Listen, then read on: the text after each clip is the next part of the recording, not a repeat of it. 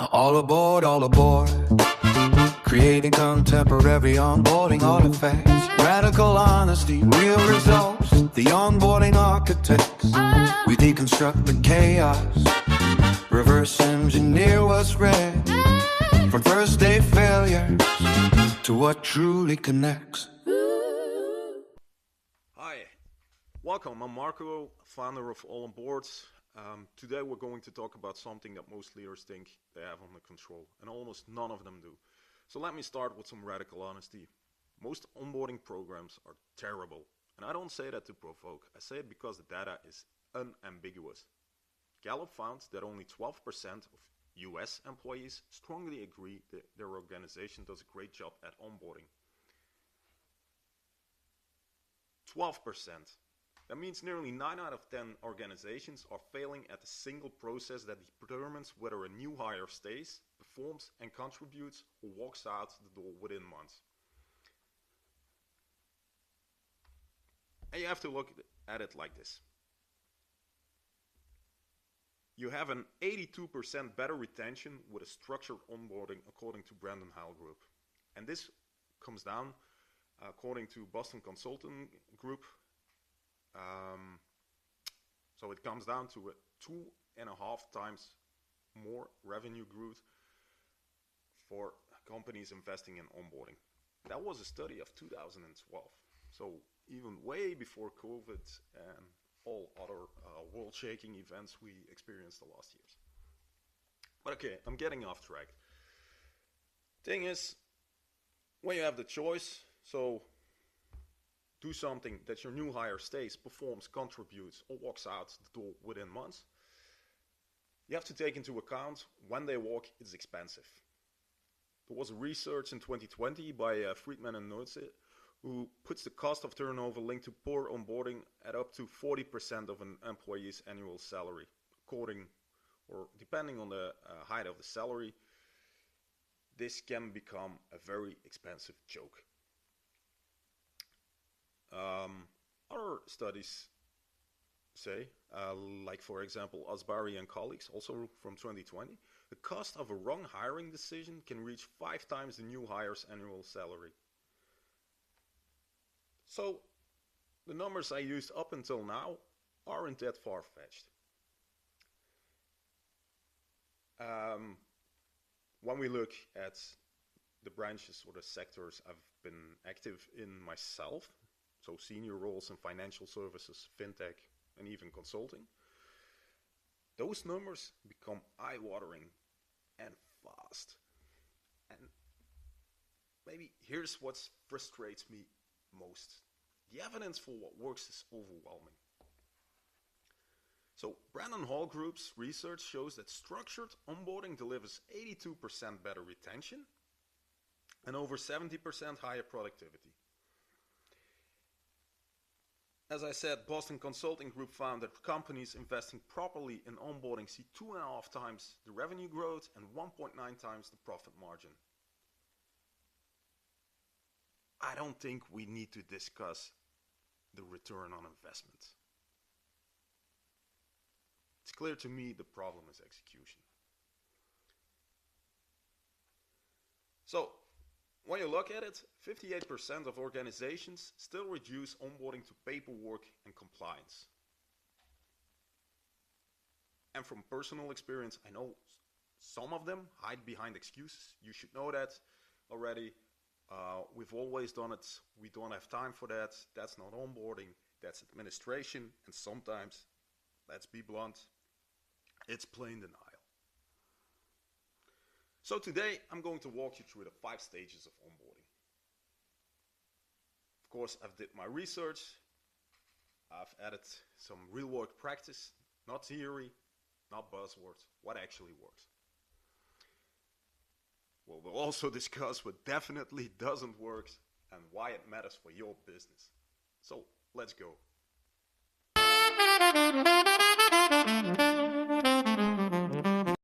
So before we dive into the practical part of this podcast, well, let me start with the framework. I think it's important to ground ourselves in academic literature, also professional literature, because I want you to know this isn't just Marco's opinion. This is built on decades of research. And personally, I've written a few papers in the past, professionally, also academically. Otherwise, yeah, I don't think you get a master's degree. No paid PhDs. I'm no doctor. But anyway, I'm getting off track. So let's start with the theoretical framework. And then when we look at it, the most widely cited model is Talia Bauer's framework from the SHRM Foundation, built around 4 components: compliance, clarification, culture, and connection. Later, it expanded to 6 with confidence and checkback. Now, don't look at it as a stage-by-stage timeline. It's a ladder. And I know from experience, you probably did too, most organizations only ever reach the first rung. Compliance. They do the paperwork, the necessary administration, and they call it a day. But even when we go a few decades back to the swinging 70s, Feldman's model from 1976 gives us the temporal view: anticipatory socialization before arrival, then encounter. Encounter means when reality meets expectations, and finally change and acquisition, where mastery develops. Klein and Pollan's informed welcome guide framework categorizes onboarding by function, and it comes down to this: provide information, make people feel genuinely welcome, and actively guide the transition. And in my humble personal opinion, the part of the phrase that catches it all is making people feel genuinely welcome and actively guiding the transition. From a personal point of view, in terms of experience, I think my last Belgian employer was a perfect example of a really well-suited onboarding. From the moment you stepped in, all information was passed on, explanations, guides. The ladies of HR were sitting practically next to you to guide you throughout the IT tool setup and everything, and all the information about timesheets, expenses, you name it, everything was shared and explained in a very clear way and manner, so that leaving office the first day, you already were quite ahead of the curve. Of course, second really positive thing was that afternoon the partner came in, and he also took quite some time to have a genuine conversation about the expectations, about possible evolutions, promotions, and so on and so on. So it was a really good conversation, mutual respect, and just that makes a big difference with other experiences for myself, but also what I heard from other people. You came in, you're just thrown in the deep, and figure it out yourself. But okay, last year there was another paper by Jankowski and Stančiks, and this paper was one of the first to formally define onboarding quality. And what was really remarkable in this paper is that they added a critical insight. Onboarding is a shared responsibility. I'm going to repeat that. Onboarding is a shared responsibility. Managers, HR, and the employee themselves all have a role to play. The moment you treat it as a purely an HR task, you already started losing. What I use in practice synthesizes all of this into 5 operational stages. They're sequential, they overlap, and each one has clear objectives. According to me, you miss one, the whole thing wobbles. So the 5 stages are pre-boarding, which covers the periods between the offer and day 1. Primary goal of the pre-boarding is reduce no-shows and build anticipation.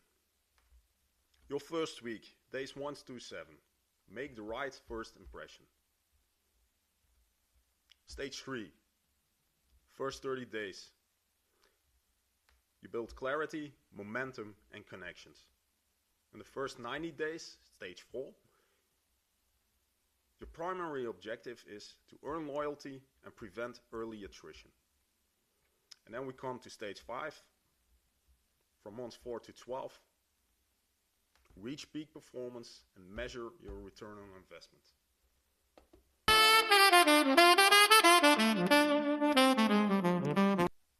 So, stage 1, the pre-boarding.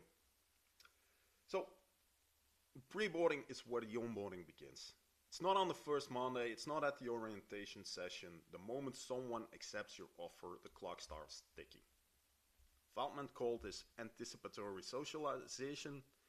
So the phase where expectations are formed and a psychological contract starts to take shape. In one of my previous articles, I wrote about the psychological contract. Now, what's this all about? The new hire needs information, context, and a confidence that they've made the right decision. So the job in this stage is simple. Don't let doubt creep in.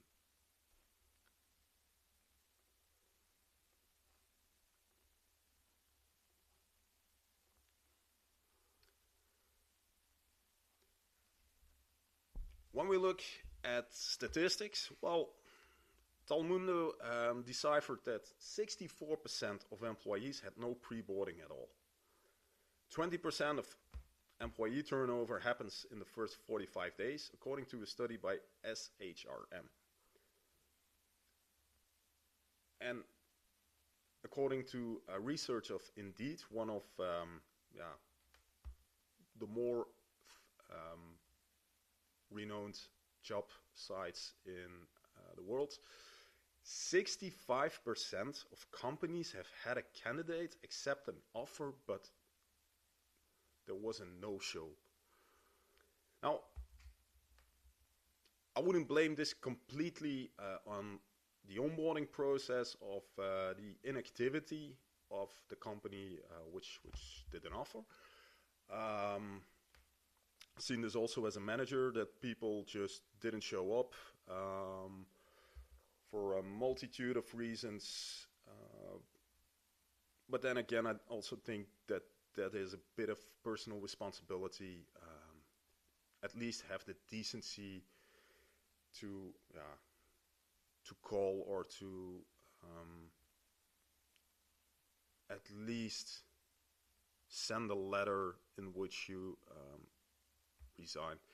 Especially in the first weeks, I think everything is quite flexible.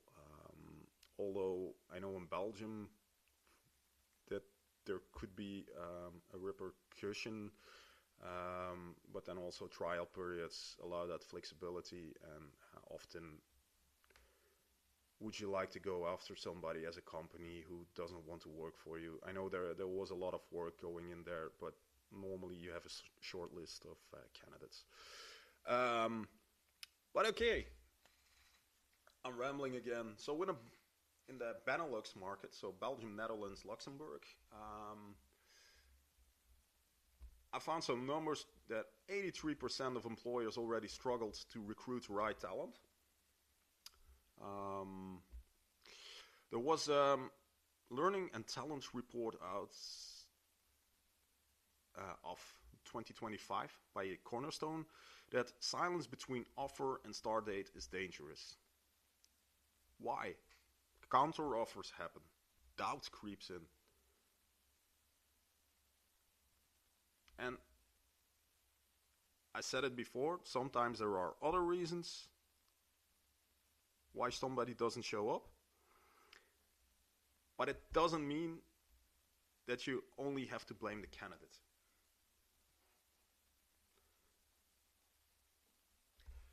Now, this is a personal take. I wouldn't blame the candidate for not showing up. Especially if you want to improve your onboarding and make people start feeling welcome before they even arrive in the company. Start looking at what you did or didn't do between the moment you and them signed a contract and the moment they were supposed to walk through your door. To me, you can't preach people first in your employer branding and then go radio silent for 3 weeks after the contract is signed. That's a contradiction, and candidates notice. Now, for me, personal experience, same employer I discussed with the onboarding. Before I started, so the moment I signed the offer and sent all the paperwork in, I was regularly in touch. And even those small gestures, a Christmas card, little gift, all those little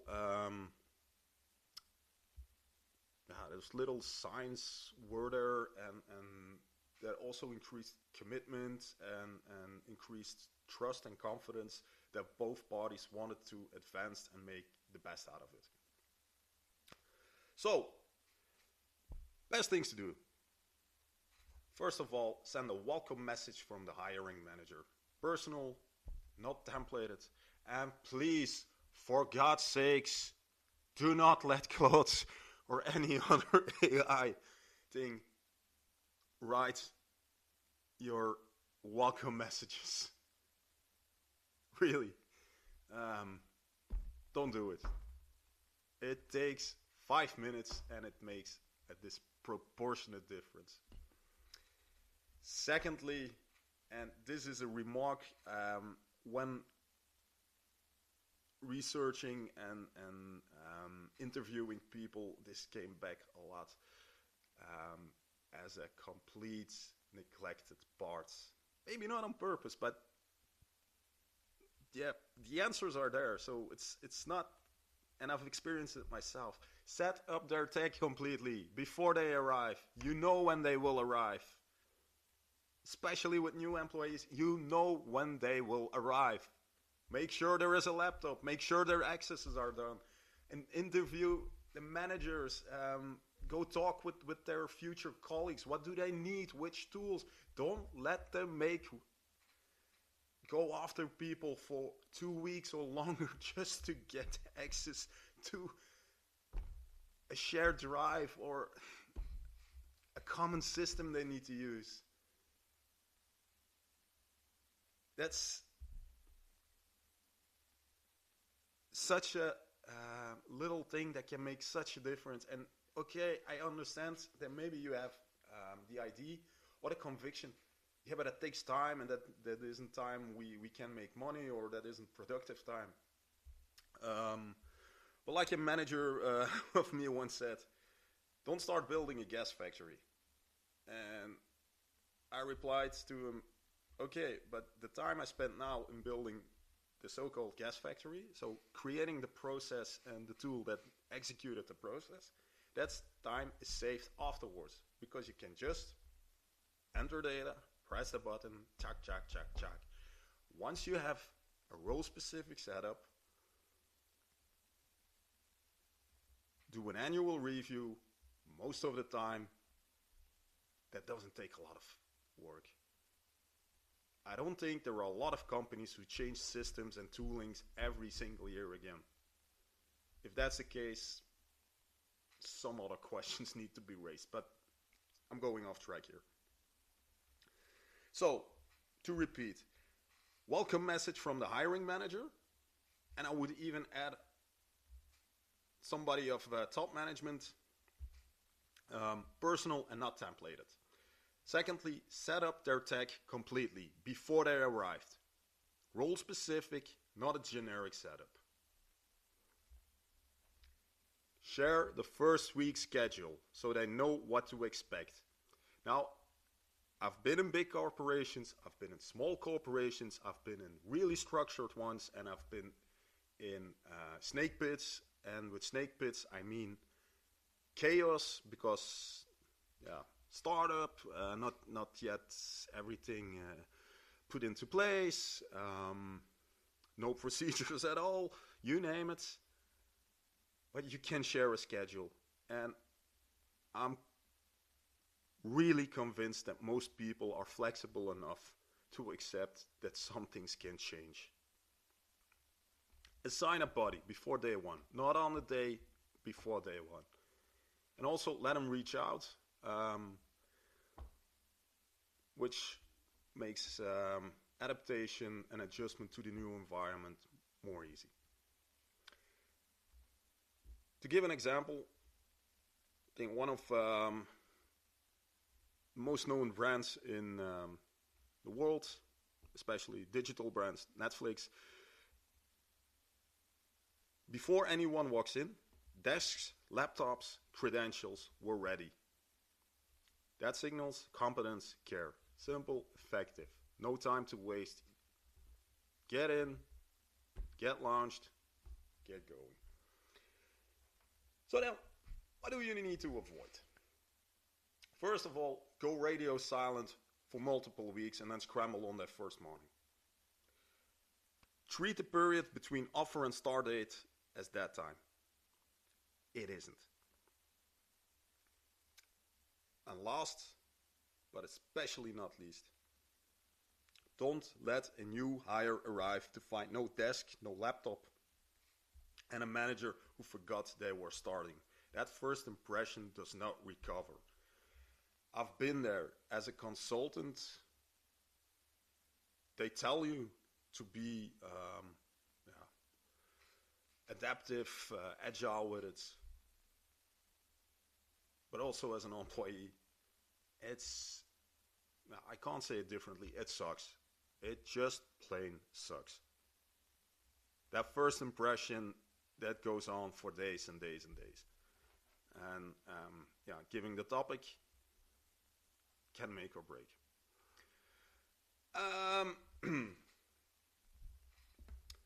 To give you a real world example, and this comes really close to an old employer of me, there's the IT company Wipro. They redesigned pre-boarding around personal identity rather than company identity. Instead of branded merchandise, new hires received items with their own names. They were led through exercises highlighting their unique strengths. And the result, and this was documented by a research done by Cable, Gino, and Stats in the Administrative Science Quarterly, employees were 32% less likely to quit than those who went through a traditional company-focused program. Let that sink in for a moment. A simple reframe of what pre-boarding focuses on. 32% lower turnover. 1/3, that's a lot.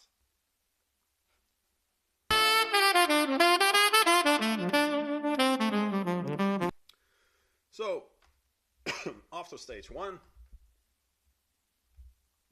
we get to stage 2. First day, first week, make it matter. So, this is what Feldman called the encounter phase, where reality meets expectations.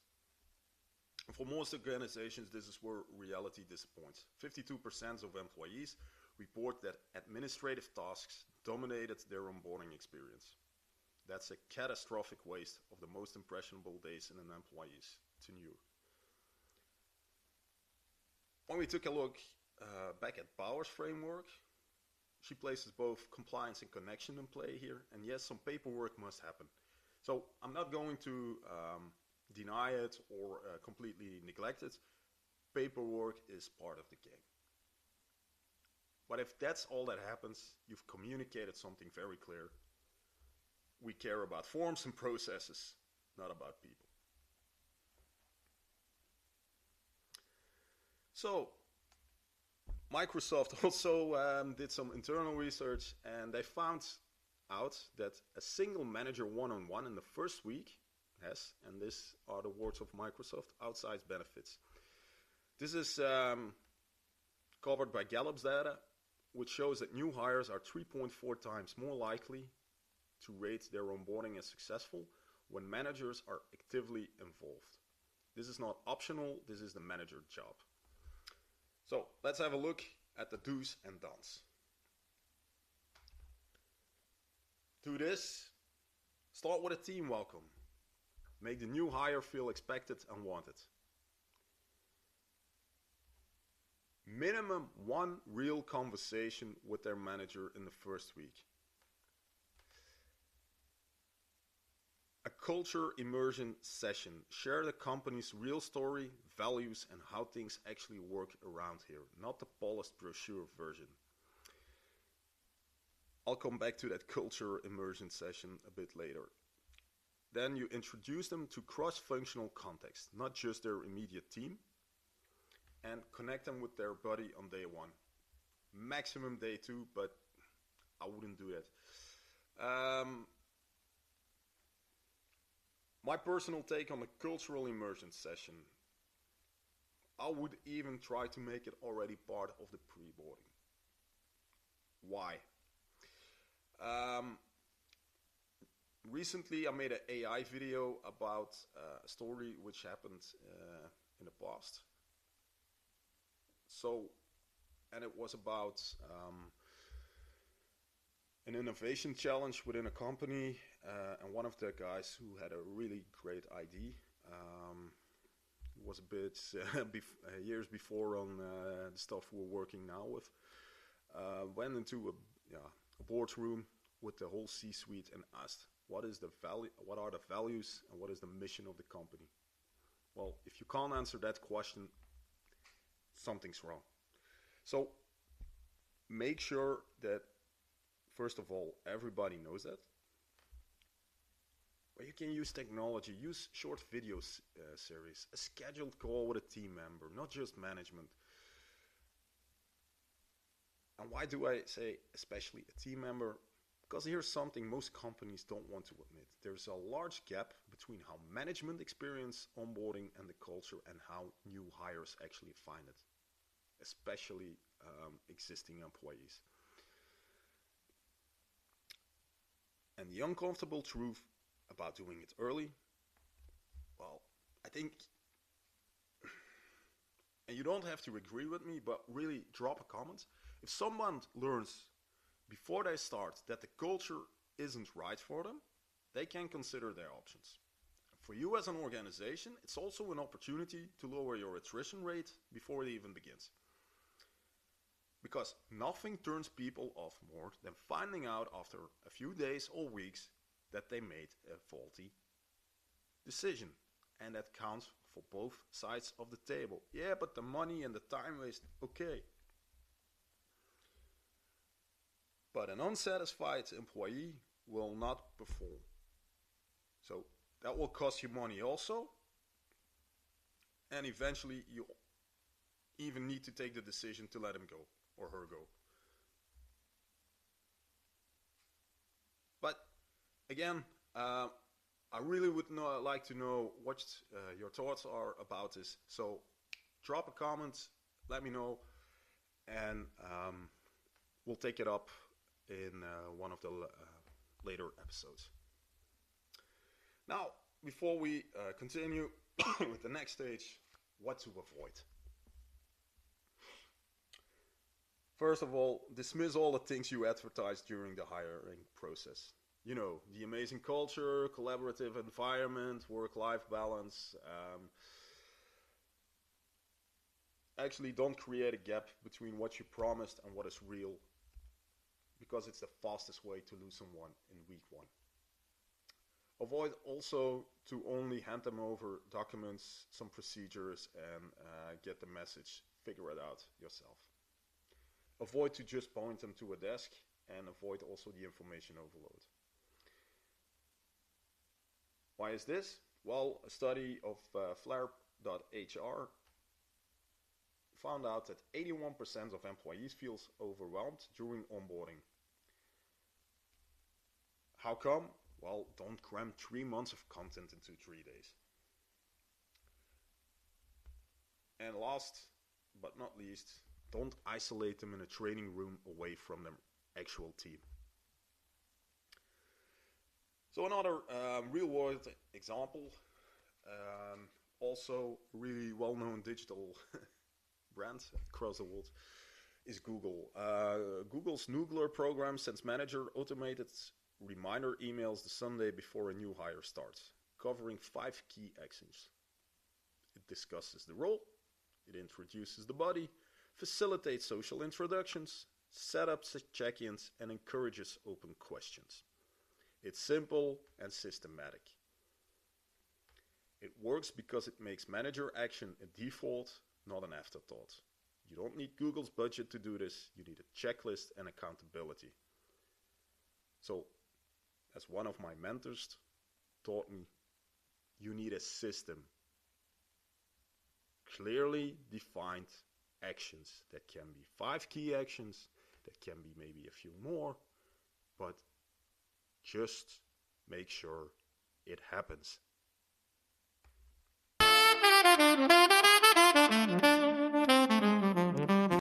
So now we arrive in stage 3, the building momentum stage. These are the rest of the first 30 days. So this is where Power's clarification component becomes central. The new hire needs to understand precisely what is expected of them, how performance is measured, and what success looks like in a specific role. To be honest, new hires operate at approximately 25% of full productivity in the first month. That's normal, and your job isn't to demand full output immediately, with the caveat, depends on certain jobs. It's to create the conditions that accelerate it. And yet 60% of companies don't set any targets or milestones for new hires at this stage. No targets means no clarity. No clarity means no traction. And no traction means new hired starts looking around. So, one number I really would like to share, according to Bamboo HR, is that 43% of early leavers says the role wasn't accurately described. So that's just a bit less than half. That's a lot of people. So, what practices do I advise? You have to set clear 30, 60, 90-day goals. Specific, measurable, aligned with the team's priorities. Secondly, schedule weekly check-ins, not monthly, weekly. At this stage, feedback loops matter. And I know, especially when you're in more senior roles or more expert roles, a lot of things come on between. A lot of things can unexpectedly need your attention. And I think most people will be flexible and accept that sometimes schedules move, but don't make your check-ins the first thing that need to that get cleared out of your agenda. Then also assign meaningful work. So real projects where they can contribute and learn simultaneously.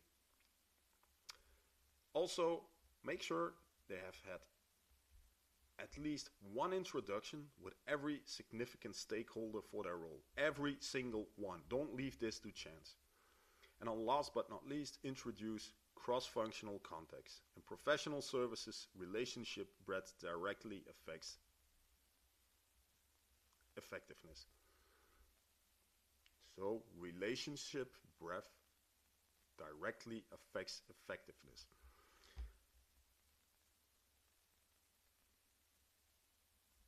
I've heard it a lot. You need to figure it out. You need to be autonomous. And I do agree. But in times where efficiency is the key word,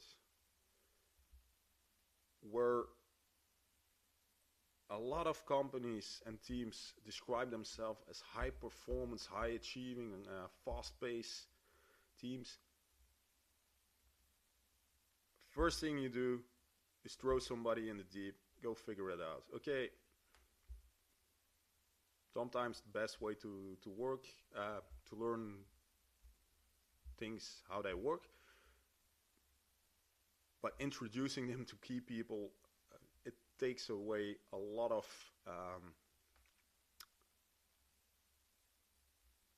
time loss, and it also increases efficiency because your new hire will know, okay, for this project I need to go to that guy, for this project I will be in touch with those guys. It just speeds things up. What to avoid? Well, after the first week, abandon them. Most common failure I see in practice. Misrepresent the role. The thing is, if the job changes between the interview and day 30, address it directly. Don't let the gap fester. And secondly, I would suggest to review some aspects of the job description and why it changed. Because this can mean a few things. But vagueness is something you would like to avoid. And then last but not least, overwhelm them with compliance and admin while neglecting relationship building. So, when we look at financial services and fintech. So in regulated industry, and especially in Belgium, the Netherlands, or Luxembourg, this will apply directly to you. The first 30 days carry an added layer.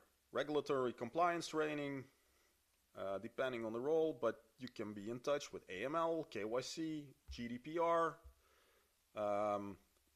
So for those who cybersecurity awareness, those who don't know what I'm talking about, anti-money laundering, know your customer, which is an aspect of the former one,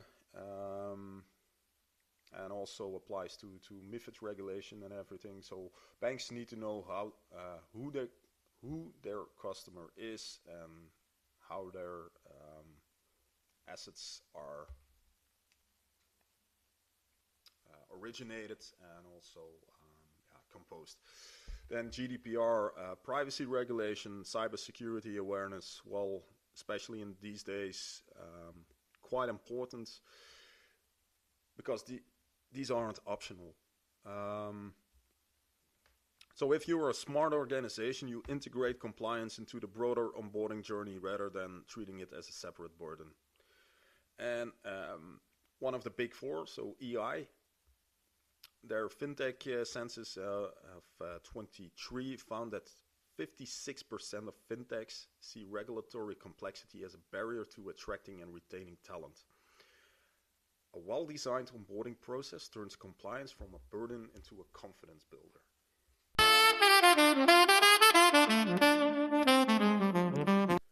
So we arrive at stage 4, the first 90 days, or the make or break window.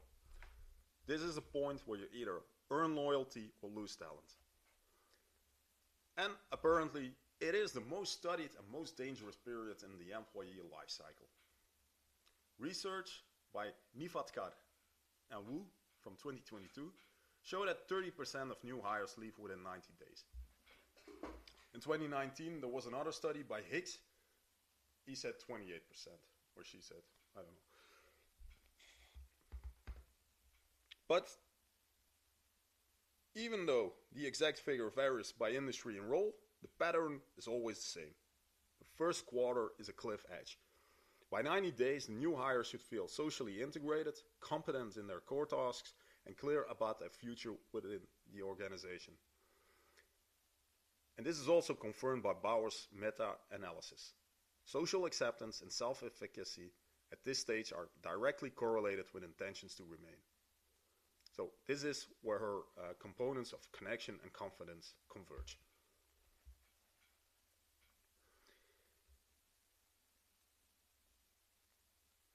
So, what to do?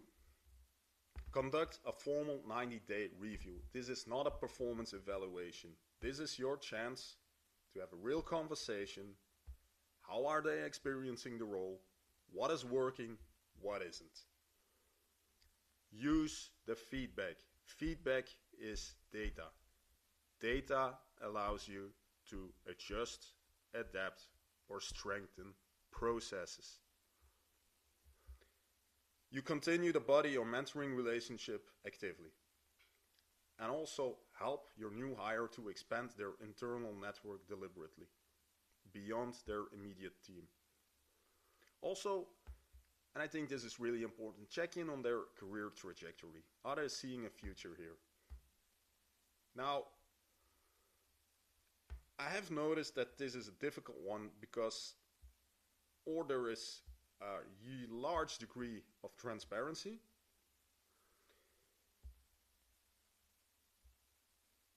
or trajectories are really vague. Now, I'm going on a limb here, but that can be already an indicator that maybe some people are more concerned with their position than with being a great manager or leader to allow people to grow beyond what they're currently doing. What to avoid? Well, your onboarding doesn't end after 90 days, so this is not a hard finish line. And apparently, ending onboarding at 90 days is the single biggest structural mistake that's been made. Why? Well, Aptitudes research in 2022 found out that 49% of companies provide onboarding only for the first 2 weeks. 37% extend beyond 1 month. Let's be honest, that's not strategy, that's negligence. So that 90-day mark, it's a milestone, it's not an ending. Don't treat it like an ending. And for the love of whoever you believe in, don't assume because they're still there, everything is fine. There are lots of people who don't speak up. So, how does this turn out in the real world? Well, we did some digging and found some examples. So there's a company in the US, Zappos. I hope I pronounce it right. They run a 4-week immersive program. They're covering values, customer philosophy, and cross-departmental exposure. By the end of the 4 weeks, so after the first month, they offer you $2,000 to anyone who wants to leave. Pay to quit. And you know what's astonishing? It's like a reverse psychology trick. Only 2% takes it. That's not a gimmick, that's a selection mechanism. It reinforces commitment, tests cultural alignment, and signals to those who stay that the organization is serious. It's bold, it's expensive in theory, but in practice the retention savings dwarf the cost. And also our friends from Microsoft, their buddy program data tells a similar story. Employees who met their buddy 8 or more times in the first 90 days reported significantly higher satisfaction and productivity. After the first week with a buddy, satisfaction was 23% higher. After 90 days, 36%. This is not a soft metric. Buddy programs are a retention tool.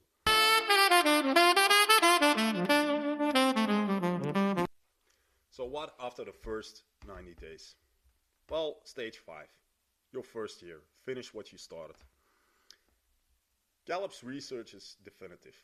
It takes approximately 12 months for a new hire to reach peak performance. 12 months, not 4 weeks, not 90 days, a full year. And yet only 37% of organizations extend onboarding beyond the first month. So when we look at the 2025 framework by Jankowski and Stanzik, they call this the equilibrium stage, where the employee reaches full adaptation and the organization can finally measure the ROE, or the return on investment, of the entire investment. And also Bauer added something to her framework, checkback lives, and this is exactly where the checkback lives. It's about systematic follow-up, reflection, and continuous improvement. Not a single annual review, an ongoing feedback loop. So, what are the numbers to remember? It takes, according to Gallup, 12 months to reach peak performance. 12 months. 75% of retention is reached when onboarding extends beyond month 1. 75%. And this is according to a study by Bamboo HR. And also, compare it to the retention with standard short onboarding programs. That's 29%. That's 2.5 times more when you just extend your onboarding beyond 1 month.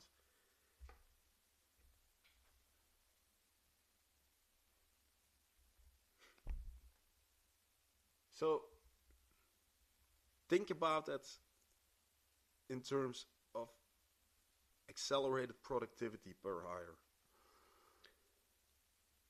And there is a really nice example of this by Texas Instruments. You know, the guys from the calculators, those who did a CFA, Kaya, or another economical program.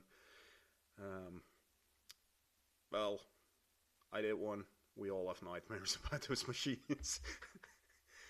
But yeah, great calculators. So after redesigning onboarding to extend beyond the first weeks, employees became fully productive 2 months earlier than under the old approach. So this is enormously. And in my personal opinion, just by having processes which you can strengthen with automations, like the Google example taught us, human attention and approach, so give them the feeling they matter and they are appreciated and they feel at home. It's not only winning money and winning productivity, it's much more than that. So what do you do for the rest of the year? Well, first of all, quarterly development conversations. So instead of an annual review, do a quarterly review. But also put the emphasis on conversations, and again, feedback is data. Then also discuss career trajectories actively. Show people a future within the organization. And also transition the new hire. Transition him or her from newcomer to contributor to eventually mentor. Let them evolve. And really important, if you do this, measure your outcomes. Turnover rates, time to full effectiveness, operating error rates, employee net promoter score, retention after 12 months. It's simple. If you can't measure it, you can't improve it. And last but not least, treat continuous learning as a phase of onboarding, not an afterthought.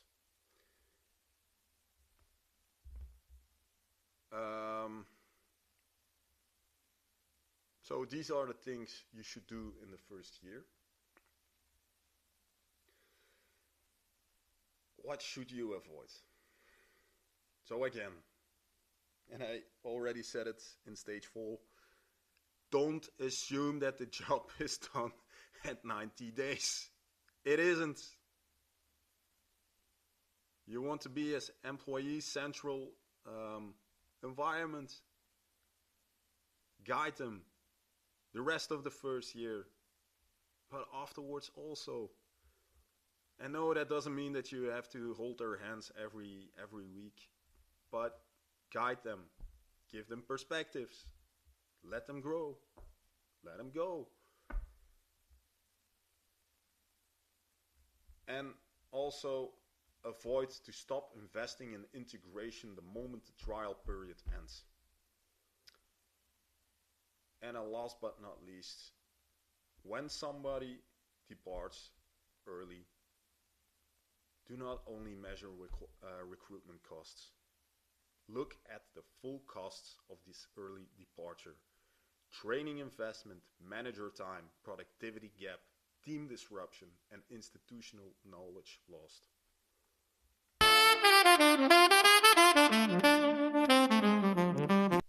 So that brings us to the conclusion.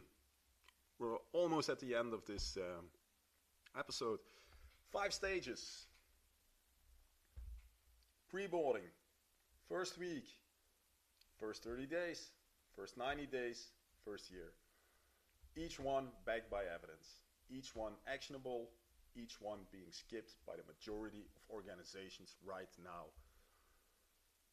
And even if you believe that AI will replace almost all jobs, you still will need people. So treat them decently when they get in, when they get onboarded.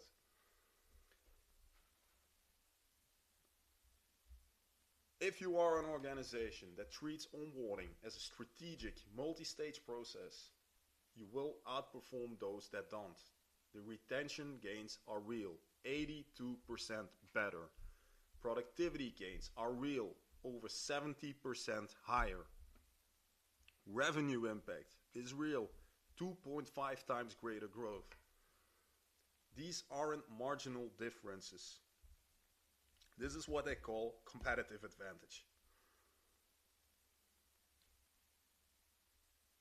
So,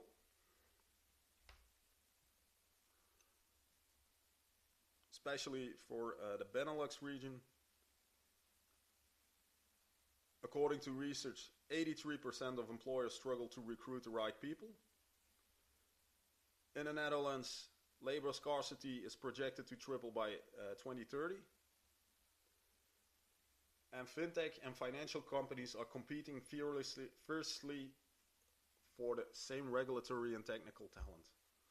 Losing someone you've already hired isn't just wasteful, it's strategical recklessness.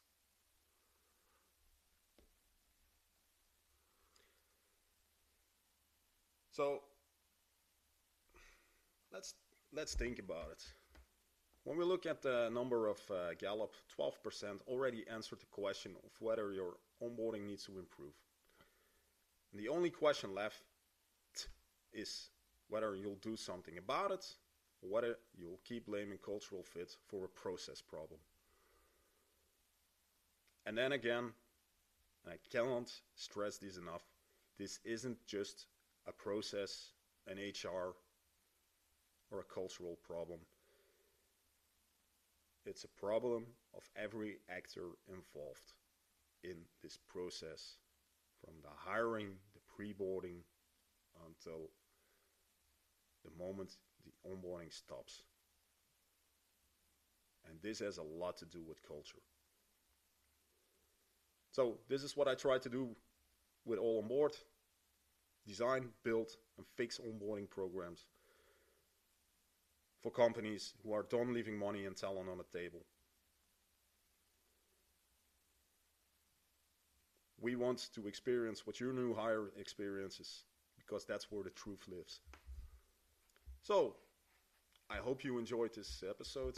If you're ready for an honest conversation about what your onboarding is actually costing you, let's talk. Thank you for your time. When you're listening at this at a podcast platform, please give us a good rating. When you're listening to this on YouTube, drop a comment, and especially hit subscribe, press that like button. It was a complete pleasure of mine to explain this to you, and I hope to see or read you soon. And also, in the spirit of feedback is data, let me know what you thought of the show. Let me know what can be improved. Until next time.